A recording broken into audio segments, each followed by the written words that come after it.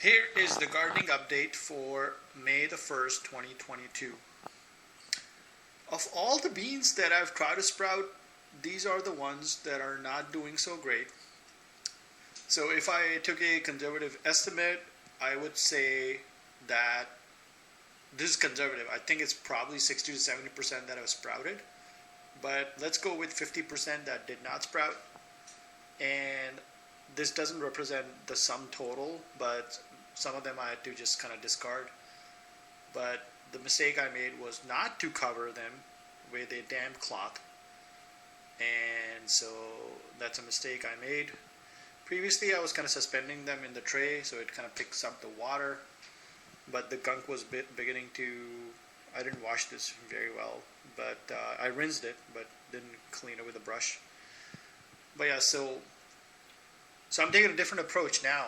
I have a whole bunch of seeds here. I forget what these are, but I think I have some corn here. I'm not gonna open that up. Let me try to open up this side. There's a different bunch of seeds here.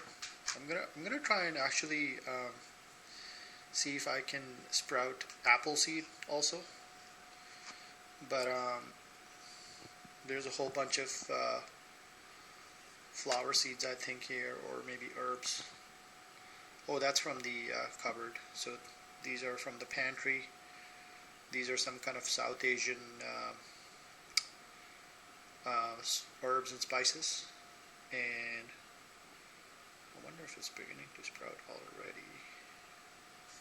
Nope. Okay, so I think that's mustard. That looks like mustard. Okay, so now nice and moist now with a base so it doesn't damage my stand-up workstation. Here's the update from the wildflowers that also have transplant from the bean pods. So, like I said, doing things that don't scale. And yeah, I've got beans on the outside mostly, some in the middle, and I think these are mostly wildflowers. These are mostly herbs. I think that's sage. I could be wrong. Really delicate plants. There's two kind of herbs here.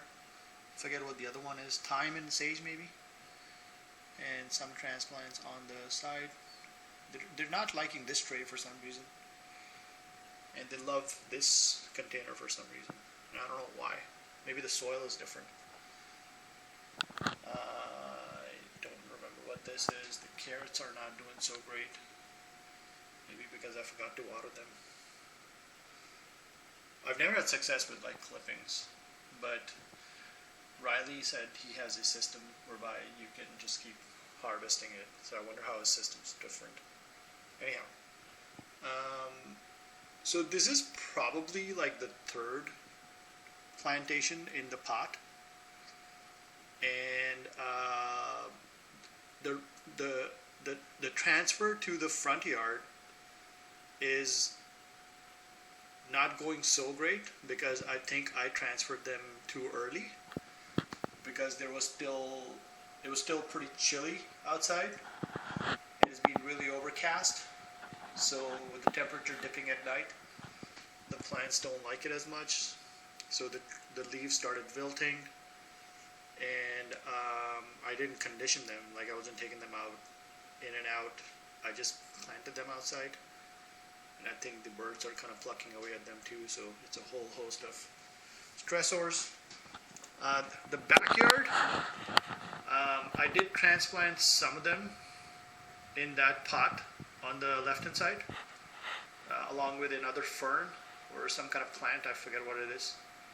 So that was yesterday with my daughter, and I got some other stuff growing in there, mostly flowers.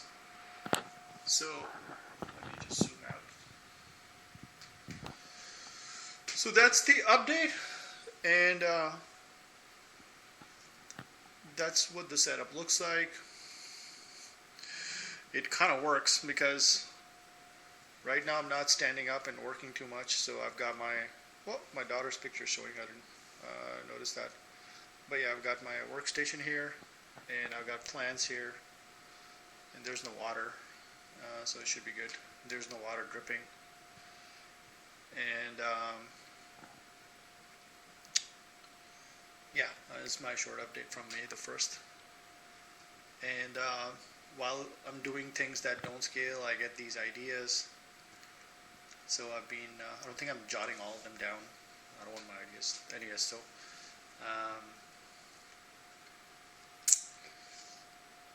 I firmly believe we can feed the entire world, because planting things is a fairly straightforward process. It's the scalability that we're looking at. And I have been thinking that the design of the AMU that Rusat and I co-designed ourselves can and should be redesigned in order to be able to feed the world. We designed the AMU primarily so that it can make other AMUs and greenhouses in orbit, so in space. But we can do that anywhere, really. We can do it here on Earth.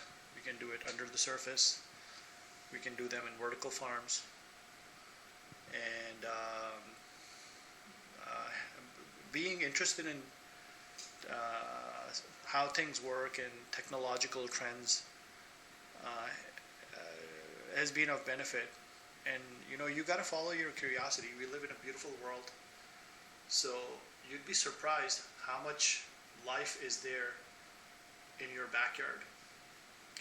This reminds me of Leslie Nielsen, but there's a little tract of land here at the back of my parents' house. Just making sure nobody's in the video. And there's incredible life in that tract of land. Not so much here, because this is kind of like stripped away from its native surroundings. So when you take a little piece of that and divide it up, it doesn't have that same level of biodiversity anymore. So this is now in a closed environment, right? The windows and like everything is climate's controlled and everything. So we're not seeing the potato bugs, we're not seeing spiders, we're not seeing wasps, we're not seeing a whole bunch of other creatures interacting with that environment. But what I'm saying is there's incredible diversity in a small tract of land, and you got to spend time in that environment in order to be able to start appreciating it. And I've always done that ever since I was a kid. And one of my visions is that as the AMU scale, that we're gonna do this re-greening effort and rewilding effort. So some of the AMUs are, I'm thinking, I'm gonna dedicate, hopefully, knock on wood, everything takes off, whether here on Earth or off Earth. And one of the ideas I had was that we'll have like hundreds, if not thousands, of these modularized units. I don't know how big they're gonna be, but it would be completely autonomous, and you would basically order something through the website, and you would say, I want to plant this. And what the robots are going to do is they will go plant what you want, literally anywhere you want it. And so this is going to be, it's going to be super cheap to do that, right? And it's going to be, and your name is going to be there associated with it, like maybe through an NFT or something like that.